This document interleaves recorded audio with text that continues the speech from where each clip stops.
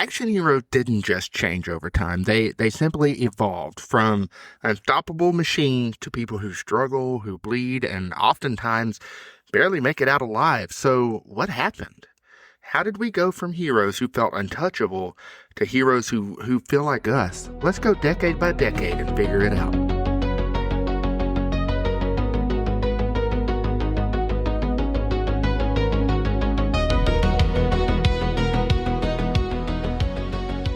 What's going on, everybody? Welcome back to Mostly Me, Occasionally Wise, and this is the magical episode number 5, the Heroes episode. And this one's gonna be a little different from the villains one because, yeah, we are talking about action heroes, but underneath that, we're really talking about how our idea of strength has changed over time. I mean, let's think about it for a second. The heroes we grow up watching, the ones we look up to, the ones we connect with, they usually reflect what we value at that moment in time. In the 80s, we wanted power, people who couldn't be stopped. And in the 90s, we wanted personality, someone we could connect with, someone we could even laugh with. In the 2000s, we wanted realism, skills, training, something believable. And today, we want balance, strength, but also struggle, confidence, but also consequence. We don't just want to watch someone win anymore. We want to feel what it cost them to get there. And that shift, that's what changed everything. So as we go through this, I want you thinking about something. Not just which hero you like, but honestly, why you like them. Because that answer says more about you than you probably realize. So let's get into it. So let's talk about the 80s. The era of the invincible icon. And when you think about 80s, there's a lot of action stars that were really on the rise in the 80s. But there's really one, honestly, at the moment that comes to mind, and that's Arnold Schwarzenegger. And the thing with Arnold is he just didn't play action heroes. He was the blueprint for what one looked like. Arnold is huge. And you really see that and you feel that in the 80s. In the 80s, action wasn't subtle. It wasn't layered. It wasn't even complicated. It was pure presence. And Arnold had it. He had it all from head to toe. In the movie Commando, so Commando is your typical 80s action movie where he is coming in, he's wrecking everything, and he's leaving. He's using everything you can think of as a weapon. Yes, everything. At one point, he is throwing saw blades at people, which is incredible for an 80s action movie. But the thing is, like I said, he's controlling it from the beginning. And not once during that entire movie do you feel like he is in danger of losing. And so, you really see that presence in Commando, whereas you move on to the movie Predator. And in the Predator, what makes his performance interesting in that movie is that he is getting challenged by something that is strong, if not stronger than he is. You start to see a little more in-depth character. You start to see the struggles. You start to see the fear. And so, what does he do? He adapts. He slows down. He becomes more calculated. He gets to the chopper. End credits, movie over, action hero wins. So now, after you've seen a little more in-depth in his character, he comes out with this little gem called the Terminator. Now in the Terminator, he removes humanity completely. He shows no emotion, no hesitation, no fear. He has one mission, and he is going to do everything in his power to achieve it. His style in that movie was dominance and control. But more than that, it was certainty. You honestly believed that he was going to win every fight in that movie before it even starts. And so that's why a lot of times when you think about 80s action heroes, Arnold is the first one to come up. He's the first one that comes to mind. Like I said, he is the blueprint for a physical presence in the 80s. So if Arnold was pure physical dominance, Sylvester Stallone was the weight. His actions wasn't about looking unstoppable. Even though Sylvester Stallone was impressively built, he wasn't he didn't look and feel unstoppable. And it was about feeling everything with Sylvester Stallone and his characters. They were a little more in depth. Like Rocky is probably one of the bigger examples. If you've ever seen Rocky, you see the struggles he goes through in that movie, followed along with Rocky 2, Rocky 3, Rocky 4, Rocky 5, and however more there are. And then in First Blood. First Blood by far is probably my favorite Sylvester Stallone movie. Cobra is a close second, but Cobra is more just an action movie. There's not a whole lot of character development in that movie, but in First Blood, you really see it. And in Rambo, you realize he isn't fighting people. He's fighting trauma. He's fighting PTSD. I believe he was in the Vietnam War, and of course, if you know anything about the Vietnam War, you know how bad it was. And in Rambo First Blood, he tries to make a point of that. He tries to bring to light that, hey, real life veterans are struggling with this. And that's what's great about that movie, along, with the action scenes and the character development. He is also trying to bring in light that, hey, this is what veterans are going through. We need to be more aware of it. But like I said, in Rambo First Blood, he is fighting trauma. He's fighting the PTSD. And you can clearly see it in the way he moves. The hesitation, the stillness, the moments where he pauses before acting. I mean, he's not trying to be a hero in that movie. He's surviving. And, of course, the cops get involved and things just get chaotic from there. But throughout the movie, he takes damage. He struggles. But he keeps on going anyways. And that's, when Sylvester Stallone came along, that's when you started to see, okay, you don't just have to be physically present like Arnold. You also need a character that can suffer, that can feel, that can show all the emotions that make him somewhat human. Because with Arnold, he was just a rock. He didn't show a lot of emotion, like I said, in a lot of his movies. But with Stallone, Stallone wasn't afraid to show the emotion, and I appreciated that in his style of 80s action movies. So you had the physical presence of Arnold, the emotional deepness with Stallone, but I really want to talk a little bit about the comedic side of an action hero. I mean, granted, you saw it a lot with Bruce Willis, you saw it with Harrison Ford on a lot of occasions, with Indiana Jones and Han Solo. But I really want to talk about Kurt Russell. Kurt Russell was another big action hero in the 80s. He had Tango and Cash. He had Escape from New York, which I love Escape from New York. And then he had Big Trouble in Little China. And, both of those movies were produced by Carpenter. Big Trouble in Little China and Escape from New York. But you really get to see a lot of his comedic side. I mean, granted, he had Overboard, and Overboard was great. It was a great Kurt Russell film. But when you're talking about action, Big Trouble in Little China had it all. I mean, you had the perfect comedic timing of Kurt Russell.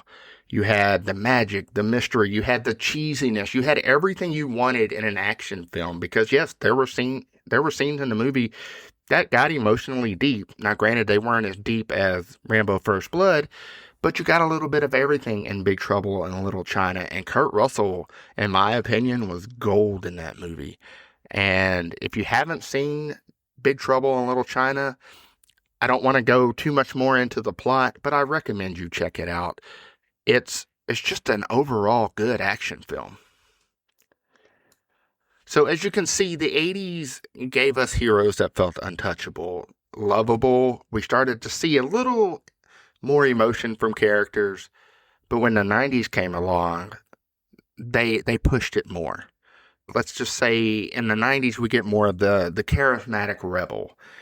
And the first name that comes to mind when you think about the charismatic rebel in the 90s is Will Smith. I mean, overall, the 90s was all about personality. And Will Smith, in a lot of ways, owned that space. And no pun intended, Independence Day, which happened to be probably one of the biggest action films in the 90s, he was confident, he was funny, he was completely in control, but in a way that feels approachable. His style was honestly charisma and swagger, whereas in the movie, he doesn't just fight, he enjoys it. The thing with Will Smith's character in Independence Day is he reminds me of an approachable Maverick from Top Gun. If you ever seen Top Gun, Maverick was very, charismatic. He was very funny. He felt that he was in control in a lot of ways. But let's just be honest, Maverick seems like a jerk. And he's not somebody that I'm going to go up to on the street and, high five or handshake or whatever. Whereas Will Smith's character in Independence Day, he seemed like someone that would shake your hand on the street. If not, give you a high five. But when I was doing research on the action heroes, because I did a lot of research, I found out something about Will Smith that I was honestly, my jaw hit the floor because I didn't realize it and I don't know how I feel about it. So, Will Smith apparently turned down the role of Neo in The Matrix because he didn't fully understand the concept at the time, and I don't know how to feel about it because when you find that information out, you try to visualize Will Smith as Neo in The Matrix, and Neo in The Matrix isn't funny. He's very serious. He's very, oftentimes seems confused, obviously, but I don't know how I feel about Will Smith potentially almost having that role as Neo. It kind of makes me feel funny on the inside, but not in a good way. So moving on, we have another movie that came out in the 90s. And in my opinion, this movie is very underappreciated. And even the star actor was underappreciated before his untimely passing during the making of this movie. And I am talking about The Crow. And in The Crow, this movie is where action becomes emotional. It's pain-driven. It's loss-driven. I mean, his style in this movie was intensity and emotion. I mean, it's dirty, it's gritty, it's rough around the edges. There are some funny scenes, but this is one of your more serious and darker action movies. I honestly recommend anybody who loves movies in general to check this one out. Brandon Lee, and yes, Brandon Lee is the son of Bruce Lee, and he was killed during the movie The Crow when a stunt went wrong, I believe. It was during the scene where he was in a room with a bunch of bad guys and he got under this big old coffee table, and of course the bad guys unloaded bullet after bullet through the table. Well, just so happened that some of these were live rounds and it killed him. But Brandon Lee was on to something in this movie, and I really feel like if he had survived this role, he was on to great things because, man, this movie breaks your heart in so many ways, but it's such a good movie. So definitely take the time. Like I said, it is dark, it is gritty, it is rough around the edges, but man, it is just a fantastic movie in the action genre, if not one of the best movies of all time. So I struggle with this next one, but you have to mention him because he was huge in the 90s. My only issue with this actor is that he's not a very good actor. He doesn't bring a whole lot of personality, but man, when he got on screen and started doing his karate and stuff, and you got to see more of what the karate does to the human body, you have to add him to this list, and I'm talking about Steven Seagal. Steven Seagal's acting abilities are equivalent to a bag of rocks, and I mean that in the best way. And I know that probably doesn't sound the nicest, but he's not a good actor. Now, granted, there were a few good movies that he did. Hard to Kill was really good. Under Siege was a decent one, but Tommy Lee Jones carried more of that one. And then Fire Down Below with Dwight Yoakam and then the chick from one of the crime shows on television. There's so many crime shows, I don't know which one it was. But even Fire Down Below was decent. And the thing that Steven Seagal brought, in my opinion, and I said it, was the physicality of the fights that you see in his movies. Like, you see the arms breaking, you see the bones popping out. The best example I can give you, and this clip is is burned in my head and I'll never forget it. I want to say it was in the movie Marked for Death. I could be wrong though. He goes into a pool hall. And of course, once he walks in, everybody turns to looks and you're like, okay, it's about to go down. Well, he's delivering his anticlimactic dialogue, and he grabs these two pool balls that are on his table and wraps them in like a hand towel or whatever. And of course, one of the bad guys realizes this and he goes after him with the pool stick. Well, Steven Seagal grabs this towel with these two pool balls and hits this guy in the mouth. And then of course the camera shows the close up of the guy's face that just got hit in the mouth, and you see teeth falling out. And I will never, ever forget that scene. I mean, it was just one of those, wow, this really just happened. And it makes you think, okay, this is real. This is something that could happen. Now, granted, I'm not telling my listeners to grab some pool balls and put them in hand towels and start slinging them around and popping people in the face. But if you watch a Steven Seagal movie, you saw everything that he did and you felt it. So in the 90s, he was an action star, even though his acting in general was garbage. So in the 90s, we got more personality. We got a little more in depth with our characters. Minus Steven Seagal. Like I said, the guy doesn't have personality. But in the 2000s, things started to become more real. We started to see more of the trained professionals. We started to see more of the action stars with heart. The more relatable ones. And the best examples I can give you of those, one was Keanu Reeves. Now, you saw a little bit of Keanu in Point Break, and you saw a little bit of him in Speed, and you also saw in the movie Matrix. He has action movie chops. Like, he can be in an action movie, but after the Matrix, he kind of tapered off, and he started doing some romantic movies, and I honestly think he just took a break. But when he came out with the movie John Wick, it shot him to the moon. Seriously. I love John Wick. And in John Wick, it was all about evolution for him. For John Wick and for Keanu Reeves. But in John Wick, you see that he isn't unstoppable. He gets tired. He gets hit. He struggles. He mourns the loss of his puppy. Now, granted, the puppy had meaning behind it, but he kept going. And what honestly made him feel different is that every fight feels earned, if that makes sense. Every movement has consequence. His style, his precision, it all had, consequence as well. And he's not just fighting, he's surviving through skill. I mean, one thing I learned about Keanu Reeves in the movie John Wick is that he trained extensively in real world combat techniques for that role. Like the jiu-jitsu, the tactical shooting, the close quarter combats. And when he got involved, in depth with those things, it changed how the movie was filmed. The long takes, the fewer cuts, the clear choreography. You actually, in that movie, see what is happening. And in a lot of ways, because of that, the action feels real. And you don't see that in a lot of movies.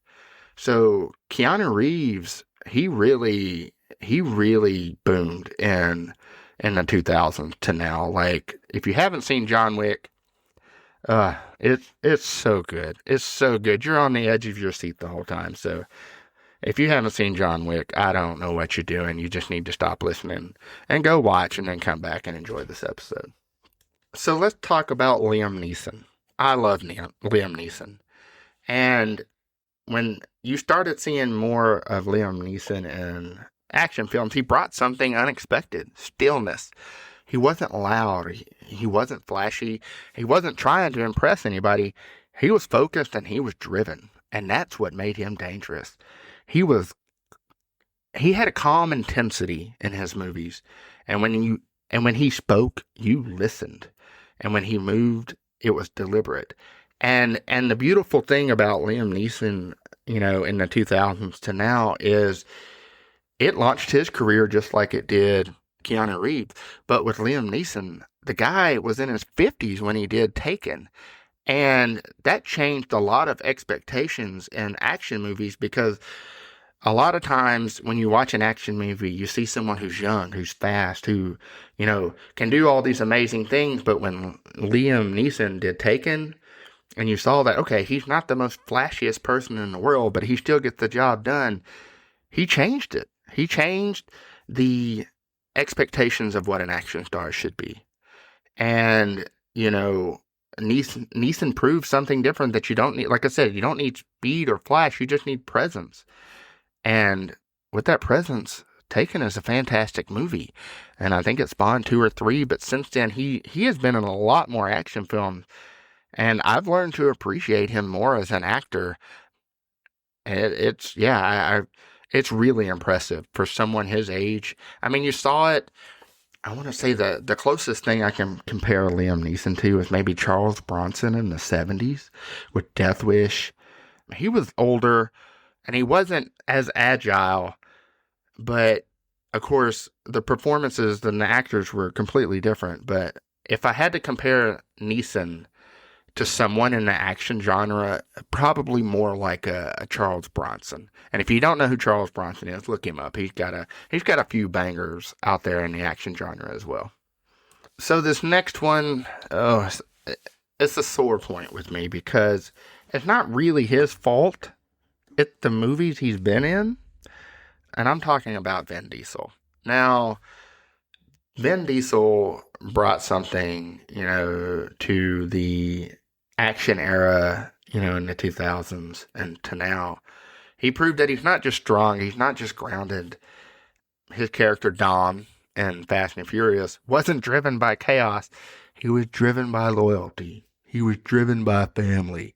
And I say it like that because I'm so tired of hearing family. And it has to be spoken. It has to have been spoken 50 million times in all the Fast and the Furious movies. Now, don't get me wrong. I enjoyed the first 2 or 3 of them. But now we're there on 10 or 11. And at this point, it's about making money and figuring out what we can do with cars next. And I lost interest when they protected Dom from a nuclear bomb by surrounding him with cars made of steel. I mean, come on. You lost me there. But I will say this about Vin Diesel. He does have some decent movies besides the Fast and Furious. Sadly, that's what he's known for. Also, if you didn't know, he does the voice of Groot in Guardians of the Galaxies and Guardians of the Galaxy 2, and I think he was in 3 and some of the Avengers movies. But yeah, that's the cool thing about Vin Diesel is he does the voice of a tree in a Marvel movie, but he also has a couple of other little gems that you really need to take a look at, and that is the Knockaround Guys. And the Knockaround Guys has Vin Diesel, Seth Green, Barry Pepper. I want to say John Malkovich was in it too. Of course, I love John Malkovich. Just about anything he's in, he's good. But essentially, what it is you get a group of kids who are the sons of mafia bosses, and they get put on a job, and of course this job goes wrong, and they have to clean it up. But in this movie, you don't just see Vin Diesel as an action star. He actually shows some emotional, emotional depthness to his character, and he's actually really good in this movie. And of course, the other one is Pitch Black. Pitch Black is a sci-fi action movie, but he's almost like the Terminator in Pitch Black, but he's so good. Like it's a great action film. If you're into the sci-fi genre and just really want to enjoy a good sci-fi action, besides watching the Terminator, I would definitely check out Pitch Black. Last but not least is my wife Becca's favorite, and that is Mr. Dwayne "The Rock" Johnson. Yes, my wife has a huge man crush on The Rock. In our house, he is known as The Rock because I know him as the WWE superstar who started in the 90s and then just boomed to huge success in the wrestling business. And then he branched out when he did the movie Scorpion King, which was a great movie, and he moved on from there. And what The Rock represents is modern action energy. He's powerful but approachable. He's charismatic. He's relatable, but he doesn't feel distant. His style is about presence and personality. When he enters a scene, you feel it immediately. And what's great about The Rock is he just seems like an overall nice human being. And he got more than just action with him. Like he's funny. Like I really enjoyed him in what was that Travolta movie? Be Cool. He was great in Be Cool. And of course he did some Disney movies. He did The Tooth Fairy, which was funny in The Tooth Fairy. And then, of course, he made his presence felt in the Fast and Furious movies as Hobbs, I believe. But that's what makes The Rock great as an action hero is it's kind of what you see is what you get. You know, in the movies, that's who he is. And outside, that's who he is in real life. So I can't not mention The Rock because he right now he's one of the hottest action stars out there, and I don't think he has a bad movie that I've just like can think of that I could crap all over. I really don't think I can. So, and I also love my wife, and she's probably listening to this. So, I love The Rock. He's one of my favorite action stars of all time, better than Sylvester Stallone.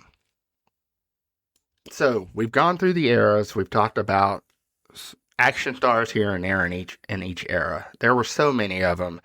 Sigourney Weaver was really huge in creating the female action stars that you see nowadays. You know, I mentioned Harrison Ford. Matt Damon had a hand in a lot of the way action goes now with, you know, the Bourne movies.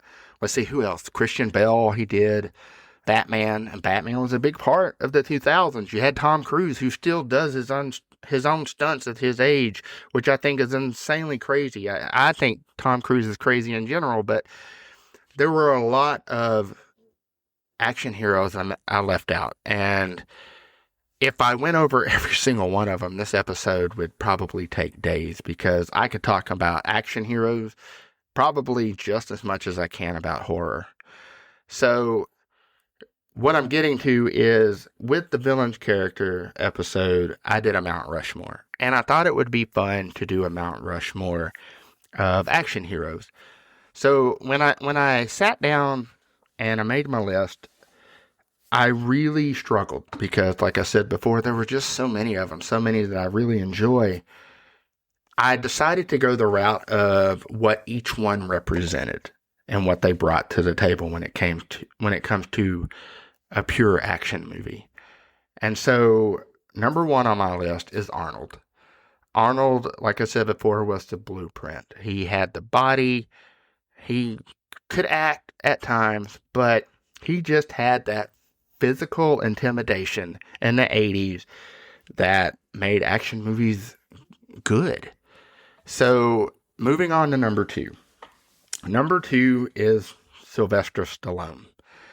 And he was more about endurance. He was more about being more emotional, showing character, showing that action heroes can feel, they can go through all the emotions and not just be a rock like Arnold was. And so, with Stallone, he's been a constant in the action genre. He did all the Rockies. He did Tango and Cash with Kurt Russell. He did Over the Top. He did The Expendables here recently. He's also doing Tulsa King, which is a great show on Paramount Plus. He's still with it. You have to turn the subtitles now. You turn them on now when he speaks. I think that's always been the case with Stallone. But I mean, he has shown the endurance of an action hero over the years. So moving on, my number three. Oh boy, and this might spark a debate because there were probably action heroes more deserving than this guy. But my number three is Steven Seagal. In the 90s, the guy was he was a total monster in the action genre. He had a lot of movies that came out. Now, granted, not all of them were good, but like I said, he was one of the first action stars that brought a lot of physicality to action movies, and then you got to see the damage it did to the human body. And I'm not going to talk about the pool ball scene of the hand towel. That's, it kind of makes me want to go watch the movie again. And I don't know if my wife would be on board with that. So that may be something I do tomorrow night while I'm working. So moving on to number 4, it was about evolution. And my number 4 is Keanu Reeves, because as you can see, like I mentioned before, he did Speed, he did Point Break with Patrick Swayze, he did The Matrix, which, is a highly popular one, and then he did, John Wick. And, you kind of see over the years how he has progressed, but then when he does John Wick, you truly see how far the action hero has come. I can't stress highly enough to go watch John Wick. Yes, it is rough. You see a lot of things get broken. You see a lot of faces get punched. You get car explosions. It's a great action film, and it has it all. It's almost along the lines of, what's a good movie? Almost like Die Hard, because in Die Hard you see a lot of emotion with Bruce Willis. Now, granted, he's not as in-depth or emotional as John Wick is, but if I can compare it to something, Die Hard probably is pretty close. So that's my Mount Rushmore. As you can see, it was all about how each one represented a shift and what we value as far as what we connect with in an action movie. So I hope you appreciated my Mount Rushmore. I know Steven Seagal probably isn't a popular one, but to me, you can't not have him on there. So as you can see, action heroes didn't disappear. They evolved over the years. And if you really think about it, that evolution mirrors us. We went from wanting something perfect to understanding struggle, from looking up to people who never lost to connecting with people who keep going anyways.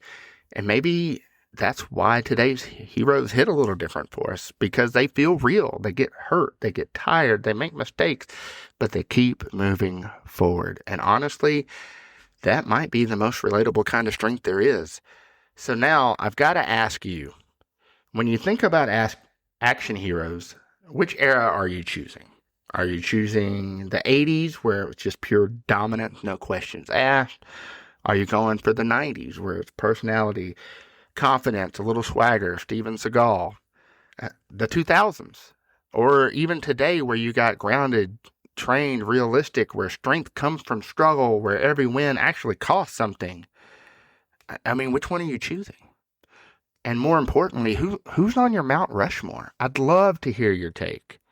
You can find me on Facebook at Mostly Me Occasionally Wise, or send me an email at mostlymecontact@gmail.com.